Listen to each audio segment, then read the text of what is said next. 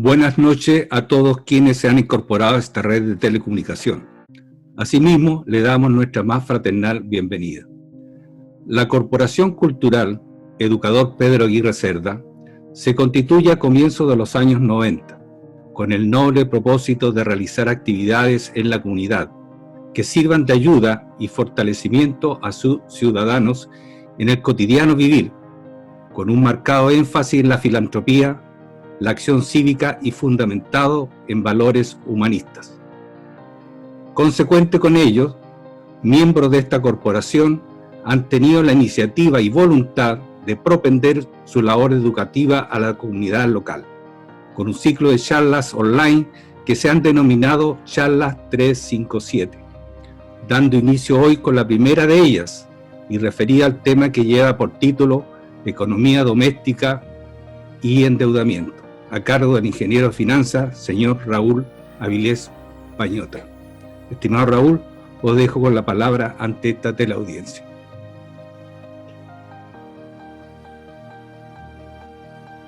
Gracias, Álvaro. Bueno, ¿qué tal? Me presento, soy Raúl Avilés, ingeniero en finanzas, y como Álvaro comentaba, hemos preparado en conjunto con la Corporación Cultural Educador Pedro Aguirre Cerda estas charlas en distintos temas contingentes de la sociedad en búsqueda de que sean de utilidad para poder lidiar mejor con todo lo que estamos viviendo, ¿no? En mi caso en particular, hoy me toca hablarles de un tema que suele ser una lata, pero que lamentablemente gobierna nuestras vidas de distintas formas, por las finanzas. El foco de esta charla está puesto en las finanzas familiares y el endeudamiento. Para empezar, vamos a hacer un muy breve recorrido del contexto global en el que estamos inmersos respecto a la materia. Vamos a intentar compartir con ustedes una presentación con material de apoyo para facilitar la asimilación. ¿Se ve bien? Se ve. Se ve bien. Ya. Vamos entonces al grano. Como introducción y para revisar el contexto global, la consultora Capital Economics, con sede en Londres, estimó el costo del brote del COVID en más de 280.000 millones de dólares. Esto solo en el primer trimestre del 2020. Y como hemos visto, ya se ha superado más de un semestre con pandemia en el mundo, de manera tal que esta cifra es fácilmente duplicable e incluso un poco más lo que va del año. Para hacerse una idea, esta cantidad de plata es mayor a los ingresos anuales de Apple y mayor al presupuesto anual de la Unión Europea, para citar un ejemplo. Es en verdad muchísimo dinero. Y todo porque China, la fábrica del mundo, fue en un comienzo el país más afectado por la propagación del virus. De hecho, ahí surgió. China tiene más de 1.400 millones de habitantes y valido de eso es el mayor proveedor, por ejemplo, de turistas del mundo. La cantidad de turistas que ofrece un país con esa cantidad de habitantes en volumen supera el gasto por este concepto de cualquier otra nación del planeta. Como dato, la Academia de Turismo de China indica que en 2018 los turistas chinos realizaron del orden de 150 millones de viajes en extranjeros, 150 millones de viajes en un año. Y en esa enorme cantidad de viajes, los turistas chinos gastaron más de 270.000 millones de dólares, casi el doble de los 144.200 millones que aparecen ahí en la lámina que en ese mismo periodo gastaron los turistas estadounidenses. Y es casi lo mismo que ha costado en el fondo la pandemia al mundo en un trimestre. Esto es para que dimensionemos un poco el impacto. Sin embargo, como es obvio, la pandemia ha dado lugar a severas restricciones de movimiento, no solo en China, sino que en el mundo en general. La agencia de noticias Bloomberg informó que la demanda general de petróleo solo en China cayó en un 20%, dejando por el suelo los precios del crudo, tanto así que en un punto en abril, no sé si recuerdan una noticia que hubo, hasta hubieron precios negativos, porque el almacenaje les costaba más caro que incluso pagar hasta para que se lleven los barriles. Fue un hecho histórico, por cierto. El valor del cobre, otro producto exportado a China por países como por ejemplo Chile, también se están viendo muy afectados. De hecho, en nuestra región, en Sudamérica, los países más expuestos a los efectos del coronavirus, a los efectos económicos del coronavirus son Chile y Perú. Y esto no lo digo yo, lo dice The Economist. La razón muy simple, pues, China es el principal comprador de cobre y socio comercial de Chile. Pues se estima que las exportaciones chilenas a China representan un 33% de su total.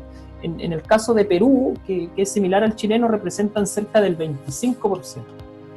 De hecho, es muy probable que el PC, notebook, tablet, teléfono, dispositivo con el que hoy estemos conectados haya sido fabricado en China, o al menos use componentes fabricados ahí. Ahora, dicho todo esto, que pareciese ser un escenario dantesco, ¿cierto?, desde lo macroeconómico para el mundo, y nada distinto de lo que podamos escuchar en las noticias, en todo caso, la pregunta tingente es ¿cómo está afectando todo esto a mi billetera? ¿Quién me dice qué es lo que se recomienda hacer y qué es lo que no en la economía doméstica?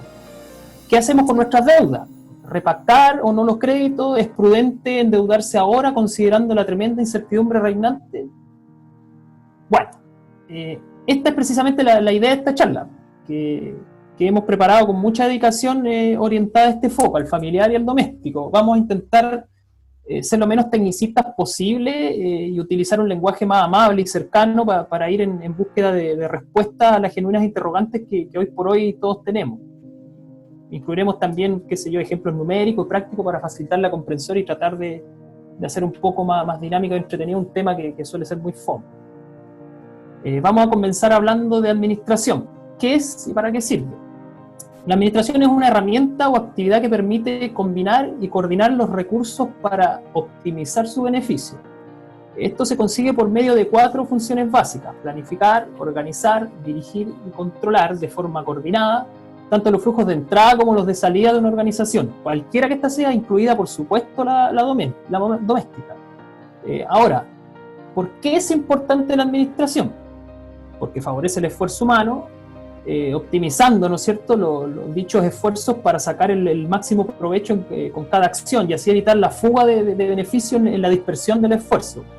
Permite también medir el desempeño, facilitando entonces la detección de estas posibles fugas de las que hablábamos, así concentrar los esfuerzos donde más valga la pena hacerlo, priorizando ciertas actividades por sobre otras. Genera información y conocimiento. En la era informática en la que vivimos, la información pasa a ser un poder, y ese poder es fácilmente utilizable en nuestro favor, en especial en la economía doméstica. Llevando un simple registro podemos modelar y optimizar nuestros gastos de tema de especial importancia para las condiciones en las que vivimos hoy. Reduce costos. Precisamente me parece que esto es lo que las economías domésticas buscan a gritos hoy en día. El minimizar al máximo las salidas bajo el entendido de que las entradas se han visto disminuidas y la incertidumbre de los ingresos futuros atenta contra la libertad o soltura que podríamos haber mostrado en condiciones normales, de asumir una nueva deuda para ir pateando las anteriores, ¿no? Nos vamos a pronunciar sobre este punto más adelante en profundidad, en todo caso. Permite el crecimiento sostenible, dice, claro, con una adecuada administración, optimizando el uso de los recursos y haciendo cada vez más eficiente, ¿cierto?, la toma de decisiones, se apunta a una maximización de los beneficios, y no solo eso, pues, sino que esta sea sostenible en el tiempo, generando estructuras que pasen a ser modelos replicadores de resultados. Ahora bien, considerando el contexto actual, y para no hacer eterna la charla, yo profundizaría solo en este concepto, el de reducir costos. ¿Por qué? Simple, porque me parece que ya lo dijimos. Ante ingresos presentes mermados e ingresos futuros inciertos, lo único que pareciese mantenerse son los gastos, los ingresos. De manera tal que es precisamente en esto donde debemos trabajar, porque de por sí es difícil administrar los ingresos, pero hoy se hace mucho más complejo administrarlos al no tener certeza ni de su cuantía, ni tampoco de su extensión en el tiempo. Así las cosas, intentaremos administrar los gastos primero.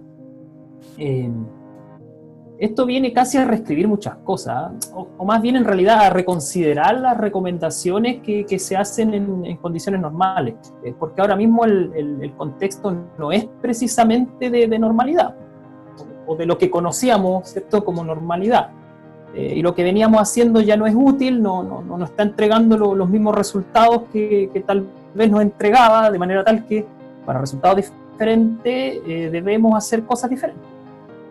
Mal pudiésemos esperar resultados distintos si continuamos haciendo lo mismo. Es como agarrarse a cabezazo con la muralla, ¿no? Es muy probable que entre lo sigamos haciendo nos sigamos rompiendo la cabeza. En este escenario me permito llamar a la eficiencia. La eficiencia, pero en el más puro sentido de su significado. Hoy ya no basta solo con ser eficaces. Hoy debemos optimizar lo más posible y mediante cualquier tipo de ingenio los recursos del hogar. A saber, la diferencia entre eficiencia y eficacia, como aparece ahí en la lámina, está dada precisamente por el uso de los recursos. Una labor o gestión eficaz es aquella que da con el resultado. Mientras que una eficiente también lo hace, pero al menor costo posible. Tal vez hasta hoy, especialmente en la economía doméstica, en la práctica, ha sido suficiente con la eficacia, que como dijimos obedece a llegar al resultado. Esto equivaldría al hecho de, por ejemplo, llegar a fin de mes, ¿no? Pero en el contexto económico actual esto ya no está siendo suficiente, de manera tal que me parece necesario hacer el punto con la diferencia para que esto no siga siendo un tema solo de libros y teoría, sino que se considere realmente para la práctica. Hoy es estrictamente necesario no solo llegar a fin de mes, sino cómo llegamos a fin de mes. Entonces, cuando establecemos que no es suficiente con el solo hecho de llegar al resultado, le estamos como dando una vuelta más de rosca a la cosa y nos proponemos conseguirlo, pero consumiendo la menor cantidad de recursos posible. Es importante que todos asimilemos muy bien esta diferencia y la podamos acuñar. Bueno, así las cosas, y volviendo a la máxima de que necesitamos hacer cosas diferentes para aspirar a resultados diferentes, esto hoy es tan profundo que yo me permitiría hablar de reingeniería, también llamada rediseño de procesos, que tiene como propósito precisamente conseguir más con menos, mayor cantidad de beneficios con un menor uso de recursos. Ojo, a no confundir con frases célebres como las pasadas de retroexcavadora y cosas por el estilo. Eso no poco caso tiene que ver con el concepto real de reingeniería. Dentro de los enfoques que podemos encontrar en la reingeniería, bueno, ahí aparecen, está el decisional, el cuantitativo, la administración por objetivo, la administración estratégica, pero para ir aplicando desde ya la materia y optimizar el tiempo, ¿no? Vamos a tomar solo uno, que es el que más aplica según mi criterio, el enfoque decisional. Este se basa en que lo medular en la administración es la toma de decisiones. Para el administrador para esto el administrador debe seguir un proceso racional de toma de decisiones, el proceso de análisis. Para esto también existen etapas del proceso que son las que aparecen en la lámina, pero solo las mostramos con fines académicos, no necesita de ningún tipo de asimilación. De hecho son bastante lógicas, ¿no? Apuntan al qué, cómo, dónde, cuándo. Bien, hasta ahora todo lo que hemos visto apunta hacia el concepto de liquidez. Todos los libros de administración financiera, desde el más básico al más avanzado, indican que ésta debe cuidar los recursos financieros centrándose en dos conceptos, en rentabilidad y liquidez. Se busca por medio de la gestión administrativa que la organización sea lucrativa y líquida a la vez. Tema que no es tan sencillo, porque la rentabilidad se alcanza en la medida que la organización proporciona la maximización de los rendimientos en lo invertido, pero en esa búsqueda es muy usual que se comprometa la liquidez, debido a que dichos rendimientos van en carriles distintos, están sometidos a distintos periodos. Entonces no es posible, o es muy difícil, maximizar ambos objetivos al mismo tiempo. Por lo tanto, la tarea del administrador financiero es administrar o mantener un sano equilibrio entre ambos. En esto me vuelvo a permitir una licencia para lo que hoy nos convoca. Me atrevería a otorgar un mayor nivel de importancia a la liquidez por sobre la rentabilidad. Y me baso nada menos que en la definición, bueno, mejor dicho, a la diferencia que hay entre ambas. Más bien entre liquidez y solvencia, en realidad. La diferencia entre liquidez y solvencia es que la primera nos da una idea de la capacidad de cancelar nuestras obligaciones al corto plazo, ¿no? Eso es la liquidez. En tanto, la solvencia nos dice la capacidad de de cancelarla cuando éstas expiren. Entonces esta conceptualización aplicada a las finanzas domésticas fácilmente nos invita a pensar que la mayoría tenemos deudas tan extensas en cuanto a plazo, como por ejemplo los hipotecarios, que dada la situación actual de poco nos sirve hoy estar calculando nuestra capacidad de cumplimiento a su extensión, o sea, nuestra solvencia, ¿cierto? No, en lugar de ello, lo que se hace urgente es medir nuestra capacidad de pago al corto plazo, o sea, la liquidez. Aquí en esta lámina quisiera detenerme con un buen ejemplo que una vez un profe nos explicó respecto de lo importante y lo urgente. Esto sirve para priorizar. Fue un ejemplo que nos permitió entender de una forma mucho más didáctica y quisiera compartirla con ustedes. A ver si se me entiende, si me sale. Los temas importantes los vamos a representar con esta gran bomba que en caso de explotar generaría un tremendo impacto. El equivalente de la explosión de esta gran bomba es de muchas otras chicas. Pero la diferencia no radica solo en el tamaño de la bomba, sino que también en la longitud de la mecha.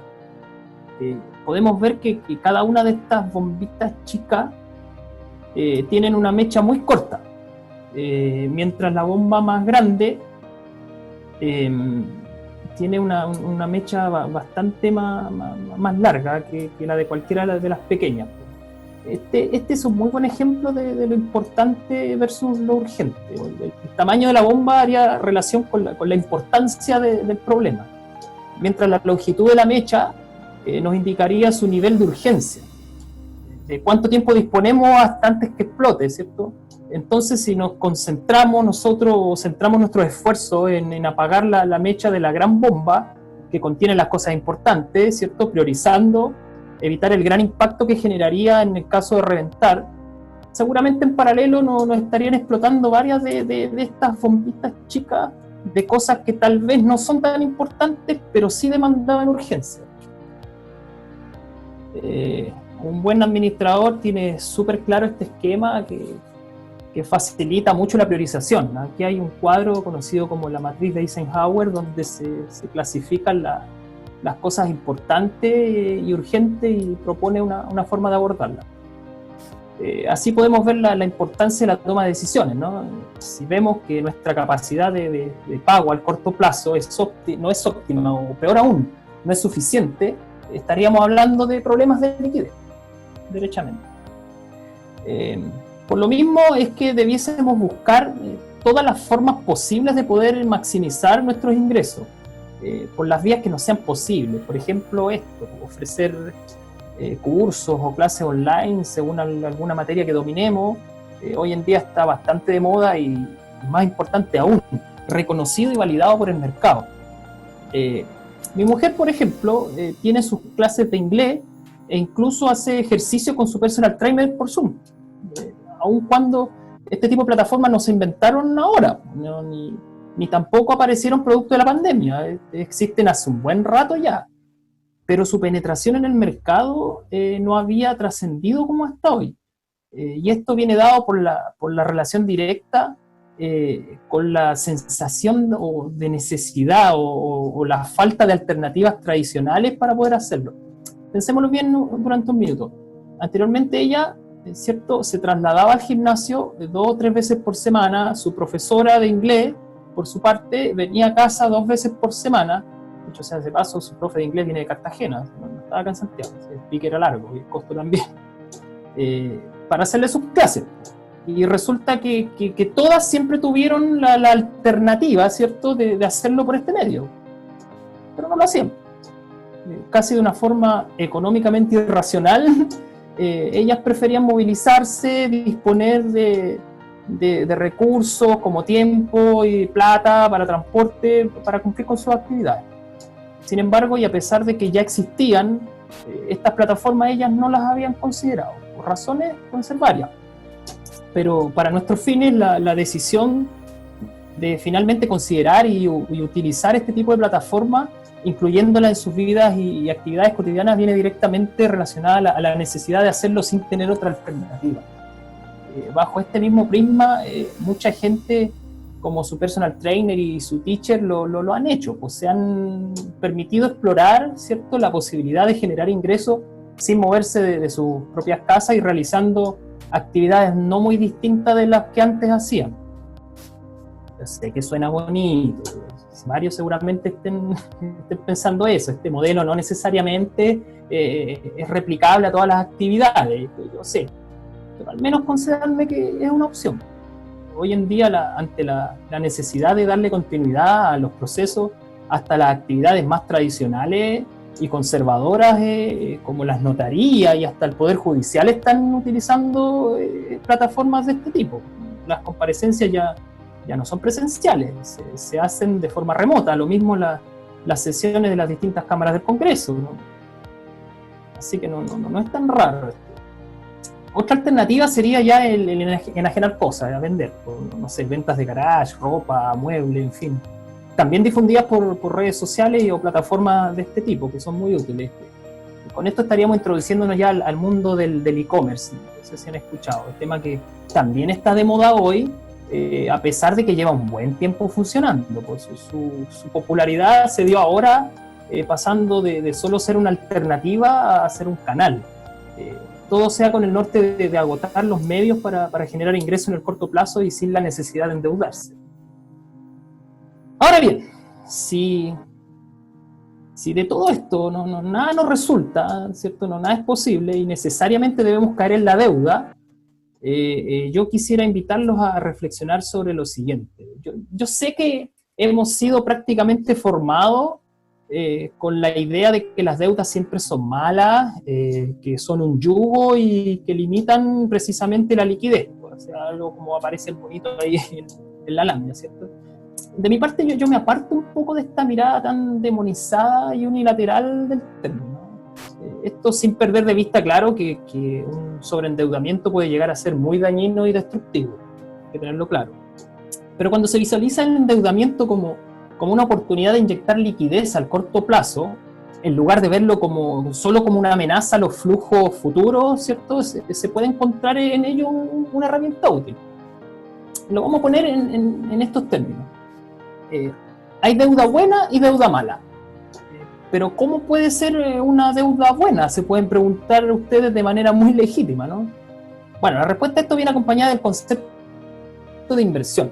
Nosotros en economía doméstica difícilmente vamos a considerar en tal caso la inversión, ya que en el hogar está más afín con los conceptos de ingreso y gasto, ¿no? Desde ahí es totalmente entendible que el solo hecho de pensar en considerar un componente de deuda no venga sino a agravar la carga de los gastos. Sin embargo, hoy vamos a relativizar un poco esta visión tan dogmática, ¿cierto?, respecto de la deuda, y la respuesta la vamos a buscar y la vamos a encontrar en nuestro propio comportamiento respecto de los gastos. Y mire, yo les aseguro que muchos de los que estamos hoy día conectados, si no todos, tenemos al menos una tarjeta de crédito. Y eventualmente solemos hacer compras, y a veces en cuotas. O cuanto menos lo hemos hecho alguna vez. Bueno, si esto es así, les comento que lo que hacemos cuando caemos en esta práctica no es más que endeudarse. Y si se me permite, no de la forma más inteligente, financieramente hablando, claro, en la que podríamos hacerlo. Los intereses de las tarjetas de crédito son de los más altos del mercado entre los distintos recursos de financiamiento. Se incrementan a mayor número de cuotas, son diferentes entre los pagos por compras y los avances en efectivo, que son significativamente más altos, y algo que yo no recomendaría bajo ninguna circunstancia hacer. Este tema de hacer solamente los pagos mínimos, ¿cierto? Cuando aparece ahí en la boleta el pago mínimo y uno paga eso, representan un riesgo para la salud financiera, porque en este caso el abono a capital de la deuda es casi nulo, o a veces derechamente nulo, y lo que dificulta terminar con esa obligación, y se termina pagando más por intereses o transformándose simplemente en moroso. Algunas incluyen cuotas de manejo, seguros y costos adicionales que incrementan el valor de las cuotas, y ni hablar de los costos de administración y demás. Entonces, resulta curioso, ¿cierto?, que cuando se habla de endeudamiento como alternativa de financiamiento, por lo general las caras se arrugan, ¿cierto?, los hombros se tensan, es como que todos se ponen a la defensiva. Sin embargo, no pasa lo mismo cuando lo cotejamos con nuestros propios hábitos de financieros. Por lo general, adquirimos deudas que no son necesarias, que no siempre son útiles y que perfectamente pudiésemos pagar de otra manera, pero usualmente nos emborrachamos, ¿cierto?, con los programas de fidelización, con el incentivo como juntar puntos, las millas, los kilómetros, qué sé yo, todas esas cosas. Para mí el problema está donde siempre ha estado, en la educación. Quienes me conocen tienen todo el derecho en esta parte a darse la lata o bostezar, lo que sea, aburrirse, porque ya me han escuchado en innumerables oportunidades hablar sobre esto que para mí es la madre de todos los vicios, los problemas y las precariedades. Mientras no nos educamos, estamos impedidos de poder generar conciencia sobre algo. Y en tanto no generemos conciencia, seguiremos actuando por la vida como unas inocentes palomas, ¿cierto?, pensando que estamos haciendo todo bien en circunstancias de que tal vez estamos metiendo la pata cada vez más adentro. O los que no tengan problemas de autoestima, ¿cierto?, tal vez van más allá y piensan que la están rompiendo, ¿no? Mientras lo que realmente están rompiendo a lo mejor es su propio bolsillo y engrosando, por cierto, el de su casa comercial. A esto yo le llamo deuda mala, esa que no genera riqueza, esa que no resuelve un problema y que para la que existen otras formas de financiamiento que no necesariamente son las que todo el mundo hace. En cambio, una deuda buena puede ser considerada así si, a diferencia de la mala, puede llegar a generar riqueza, pues la que es destinada a inversión, la que resuelve un problema, esa que saca de algún apuro económico. Y finalmente el que ordena los flujos de salida de una forma trazable y predecible, ¿cierto? Y con esto me refiero a la más burda y grosera forma en la que uno puede obtener recursos frescos desde una institución financiera. El crédito de consumo, el a ratos injustificadamente vilipendiado crédito de consumo, el subvalorado crédito de consumo. Entre sus ventajas podemos ver que es útil para las inversiones o compras planeadas a corto y mediano plazo, amortiza la deuda total en cuotas iguales, ¿cierto?, por un plazo definido, o sea, sabemos cuándo se va a terminar. Entrega opciones de liquidez para la libre inversión, así como la compra de bienes y servicios. Algunas entidades entregan tarjetas para hacer uso del monto prestado, con lo que también podemos hacer compras en línea. En la mayoría de los casos se permite hacer el pago desde la primera cuota hasta en 30 días después del desembolso. Se puede aplazar hasta en 6 meses también, en tal caso, el pago de la primera cuota pidiendo un diferido. El plazo de pago puede ser mayor al tiempo que en una tarjeta de crédito, extendiéndose hasta los 60 y 72 meses incluso, versus los 36 y máximo 48 en una tarjeta de crédito. El acceso también suele ser rápido, incluso se puede pedir en línea hoy en día y con tiempo de respuesta hasta en horas. Entonces, si nos vamos a abrir a la posibilidad de migrar nuestro comportamiento financiero al menos dañino de todo, ojo, yo no estoy diciendo ni que sea el mejor, ni lo estoy recomendando, ni mucho menos. Ya revisamos varias alternativas y solo en caso de que tengamos que caer en esto, mi invitación es a que entendamos en qué nos estamos metiendo, para minimizar el riesgo de poder caer en la peor o en la que todo el mundo hace, ¿cierto? O porque un amigo me dijo, o porque el ejecutivo es súper simpático y me tinca. El tincómetro no siempre, para mí nunca, de hecho es una buena herramienta para la toma de decisiones. No basta solo con conocer las ventajas, sino que también los principales componentes para saber cómo compararlos y también sus potenciales desventajas. Ahí está, pues los principales componentes de un crédito de consumo son monto, tasa, plazo y cuota. El resto, como sale ahí, es música. Cada vez que cotizamos o coticemos un consumo, se nos va a hablar de seguros, de meses diferidos, de periodos de gracia, de CAE, famoso ese, etcétera, etcétera, etcétera. Miren, para no enredarnos con toda esta batería de información, lo mejor es hacer una simple combinación de operaciones matemáticas básicas, que todos podemos hacer, para compararlos entre sí o con alguna otra forma de financiación, ¿no? Y esta se basa en solo 3 de los componentes que acabamos de ver, en monto, plazo y cuota. Primero, considerar el monto a recibir. A este le llamaremos X. Luego está en el plazo al que para facilitar la asimilación denominaremos P, y finalmente la cuota, la que llamaremos C. Las operaciones son las siguientes. Lo primero que vamos a hacer es identificar el costo total del crédito. Este debe venir incluido en la hoja del CAE. Sin embargo, no contaremos con nada de eso y lo haremos manual y artesanalmente para disipar cualquier duda y quedarnos completamente tranquilos. Esto se obtiene multiplicando C, el valor de la cuota, por P, el plazo o cantidad de cuota. Luego sacamos la diferencia entre el monto a recibir y lo que terminamos pagando después de cancelar la última cuota. Esto lo calculamos simplemente y es de toda lógica, ¿cierto? Restando el costo total recién obtenido del crédito con X, con el monto que nos prestaron. Con este par de simples operaciones básicas, multiplicación y resta, ya tenemos los intereses totales asociados al crédito. En síntesis, ¿cuánto voy a pagar al final por el monto que voy a recibir hoy? Posteriormente, para poder hacerlo comparable con otras alternativas de características diferentes, en monto, plazo, tasa, CAE, lo que fuere, vamos a generar una división entre los intereses recién calculados, ¿cierto? Y el P, el plazo o cantidad de cuota. El resultado de esta combinación de operaciones nos indicará el costo real mensual del préstamo, el costo real mensual. Y este es fácilmente comparable con otro de similares características.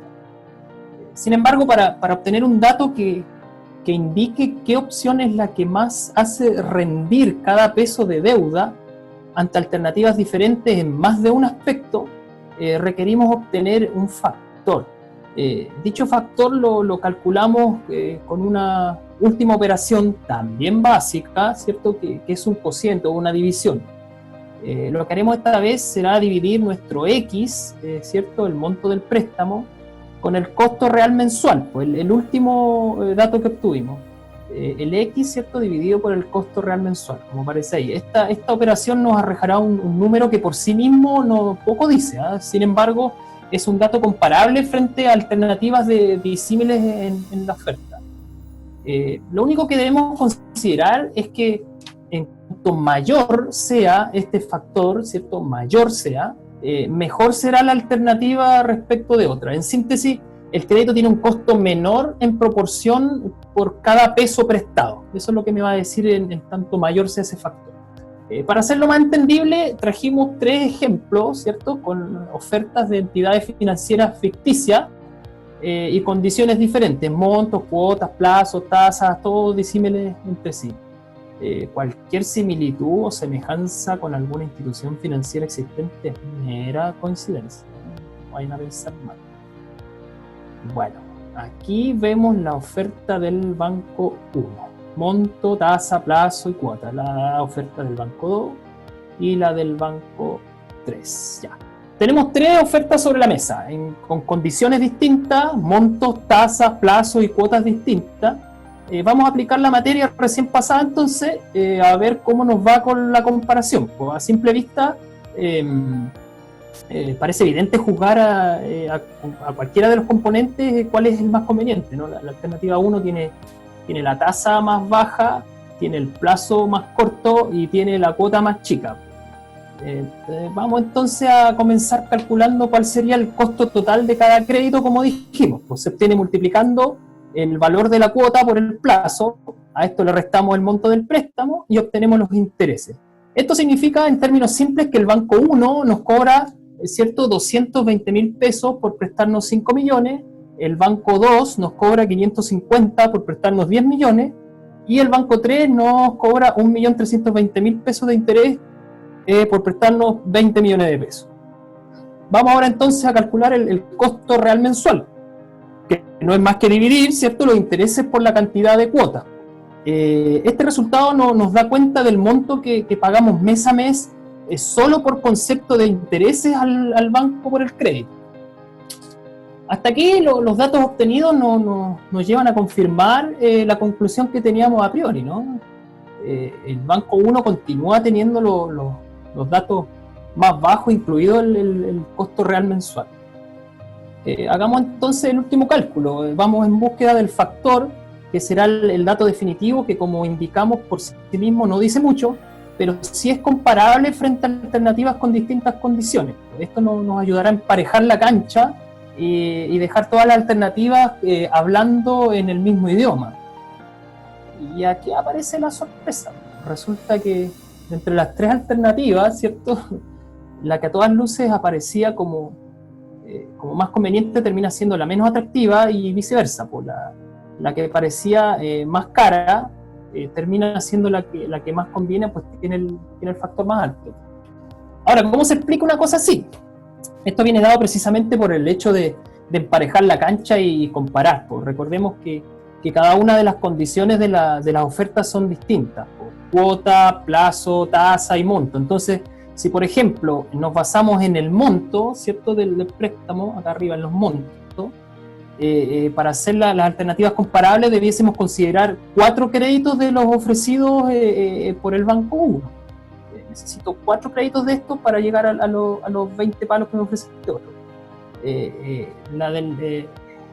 Son 5 millones por 4, ¿cierto?, que nos darían los 20 millones. En este escenario, sin tocar ninguna de las condiciones, entonces pudiésemos multiplicar los intereses también por 4.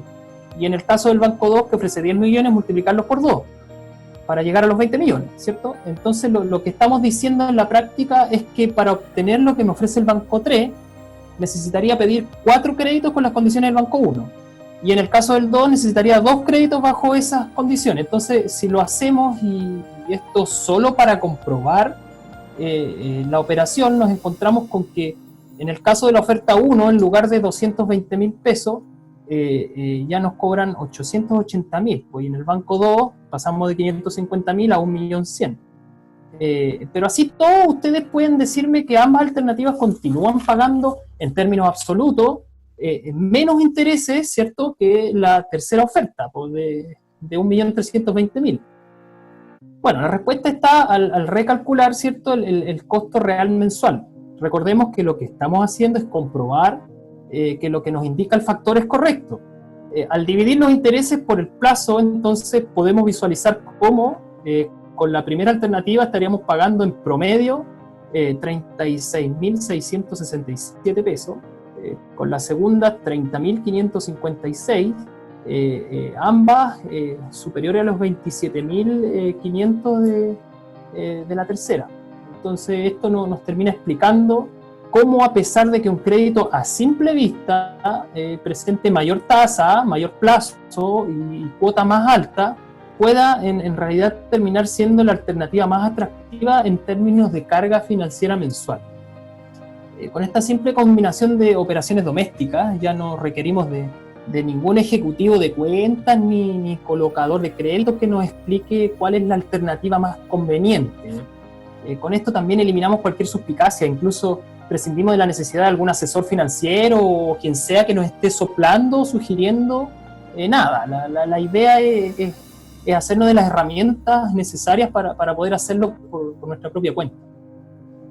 Para demostrar la validez, ¿cierto?, y la invariabilidad de lo que hemos calculado, ustedes pueden comprobarlo en la casa jugando simplemente con los números, simplemente modificando a su entero antojo el X, o sea, el monto del préstamo, con lo que les variaría también la cuota, y verán que el factor final no sufrirá ningún cambio.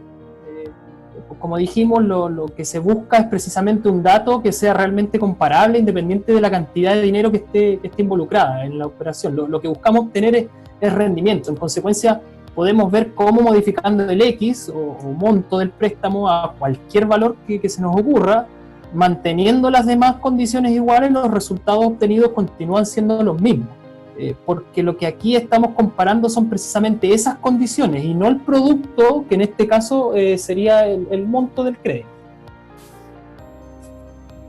Bueno, hoy por hoy, más allá de todo este orden de consideraciones, la pregunta sigue siendo otra. ¿Cómo lo hacemos con las deudas ya adquiridas con anterioridad? Ingresos mermados, ingresos actuales mermados e incertidumbre sobre ingresos futuros. La respuesta no es sencilla, pero podemos decir que lo ideal, atendiendo a la situación de urgencia financiera, es aplazar lo más largo posible los compromisos más próximos. Esto encuentra eco en la posibilidad de repactación de deudas que distintas instituciones bancarias han ofrecido. El tema es que al ser, aunque suene increíble y hasta casi ofensivo, una iniciativa voluntaria, ¿cierto?, de estas instituciones y no una imposición del Estado, no han sido uniformes, pues, y entonces cada banco hace su oferta que no necesariamente es comparable con la de otro, y al tenerte cautivo de una o más deudas, la decisión solo pasa por si la tomas o la dejas. Así las cosas, yo recomendaría de todas maneras el considerar la repactación, por ejemplo, de las deudas hipotecarias. Yo sé que son en UF, también sé que los bancos no están ni cerca de estar haciendo un favor, yo sé, sino que lo que simplemente están haciendo es financiar deuda actual con deuda futura, y más cara, lo sé. También sé que están capitalizando intereses, y tal vez esto pueda ser material para otra charla. Yo sé. Pero aún así, entendiendo que estamos en un estado de urgencia actualmente, ¿cierto?, financiera, yo velaría por postergar y lo más largo posible las cargas mayores, atendiendo a lo urgente y la liquidez. En este sentido, en todo caso, ojo, tener mucho ojo con ofertas del tipo te hacemos un consumo, ¿cierto?, por los 3 dividendos que te repactaremos en X cantidad de cuotas, y el primer pago de este consumo será en octubre. Ojo ahí, una cosa así pudiese llegar a sobreendeudarnos, porque bajo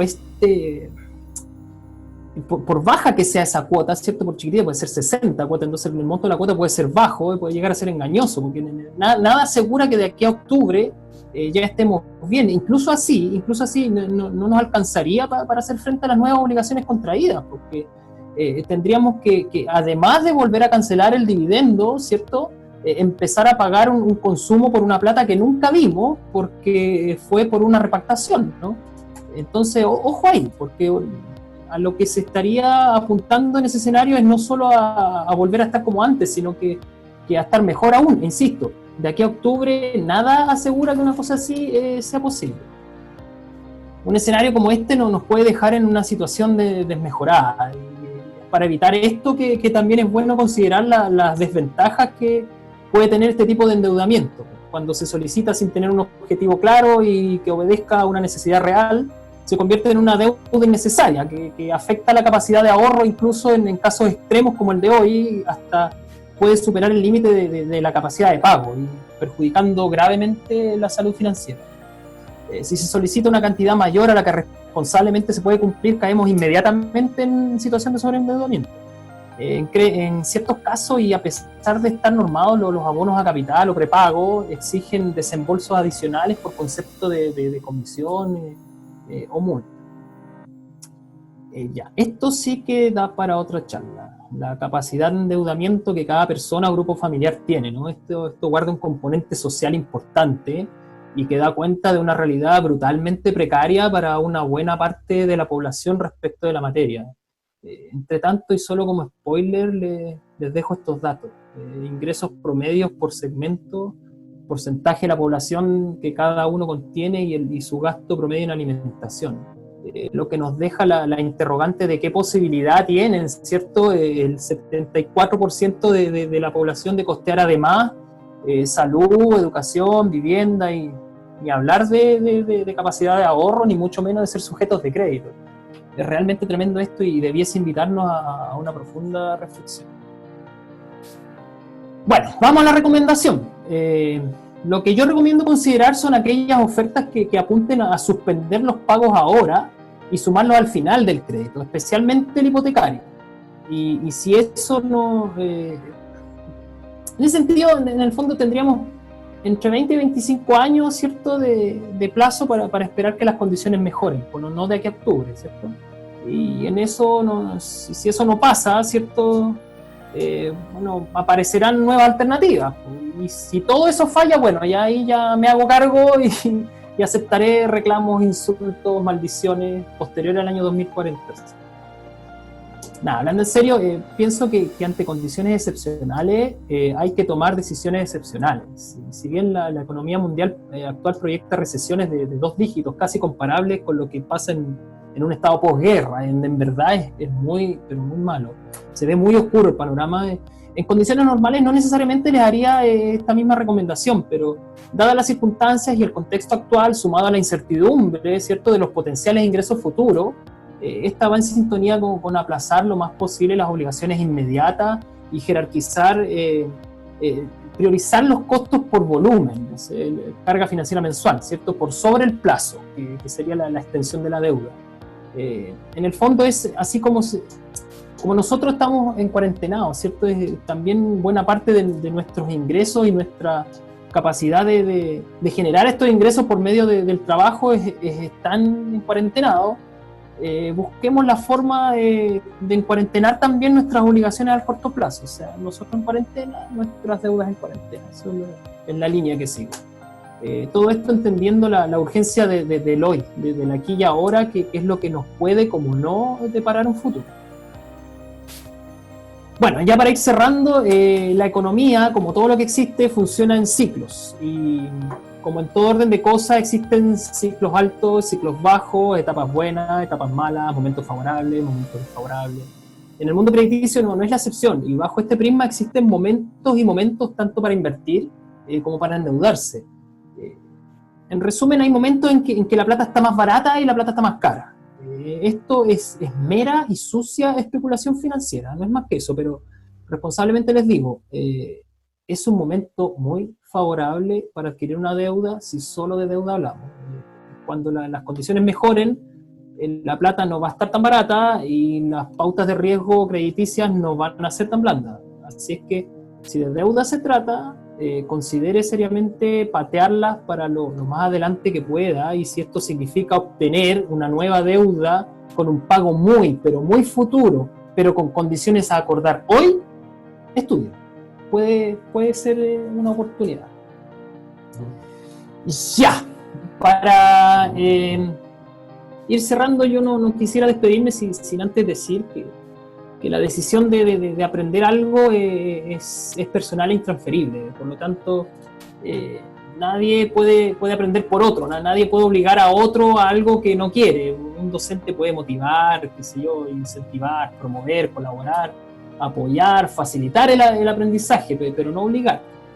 El conocimiento logrado por cada persona mediante el aprendizaje es algo propio, ya que forma parte de su capital humano personal. La mera información que fluye entre las personas a través de la prensa o cualquier medio de comunicación masivo, ya sea virtual, no es conocimiento, eso no permite a la persona, permite solamente a la persona informarse, pero no comprender e interpretar los fenómenos involucrados. La información transformada en conocimiento mediante el aprendizaje es lo que permite entender, interpretar, explicar y crear nuevo conocimiento sobre un determinado fenómeno. Así es que nada, con un gusto, aprovechemos el tiempo que antes no teníamos en incorporar más y mejores conocimientos para enriquecernos como personas y así ser cada vez menos vulnerables a la charlatanería y verborreas a veces hipnóticas. Nunca olviden, la educación es el máximo emancipador social conducente a la libertad. Espero les haya sido de utilidad y si tienen alguna duda aprovechen esta misma instancia para formularla. Yo